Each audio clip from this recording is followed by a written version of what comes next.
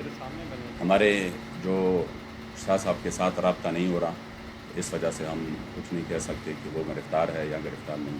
ناظرین محترم، تحریک لبیک پاکستان کی جانب سے بڑی اپڈیٹ آ گئی ہے۔ اسماعیل ہانیہ کے بارے میں علامہ سعد حسین ندوی صاحب کا موقف کیا ہے، مرکز شورا کا موقف کیا ہے، ناظرین محترم آپ کے سامنے میں نے اپڈیٹ رکھنی ہے۔ اور علامہ ظہیر حسین شاہ صاحب، ان کے بارے میں جناب کیا اپڈیٹ ہے، گرفتار ہیں یا نہیں، تو بڑی اپڈیٹ ہمارے سامنے آئی ہے۔ ناظرین محترم، میں آپ کو ایک بات بتانا چاہتا ہوں کہ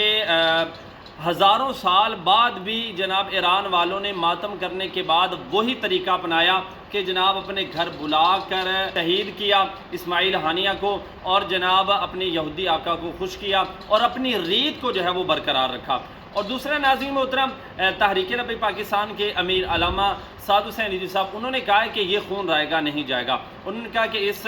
دکھ کے اندر ہم فلسطین کے ساتھ جو ہے وہ کھڑے ہیں، لیکن اسماعیل ہانیہ کا خون جو ہے وہ رائے گا نہیں جائے گا۔ اور دوسرا پھر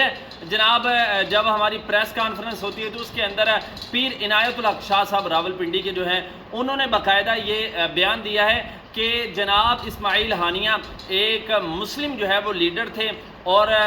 جناب وہ ہیرو تھے، اور انشاءاللہ جناب ہم اس دکھ کے اندر فلسطین کے ساتھ جو ہے وہ کھڑے ہیں اور ان کا خون جو ہے وہ رائے گا نہیں جائے گا۔ اور پھر جناب جب سوال کیا گیا کہ علامہ ظہیر حسین شاہ صاحب بتائیں گرفتار ہیں یا نہیں، اگر گرفتار نہیں تو پھر وہ کہاں پر ہیں،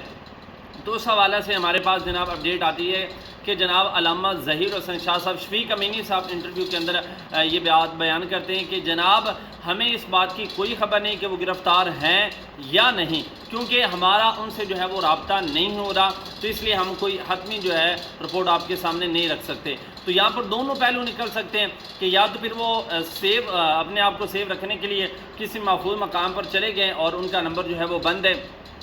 یا پھر دوسری بات کہ جناب ان کا نمبر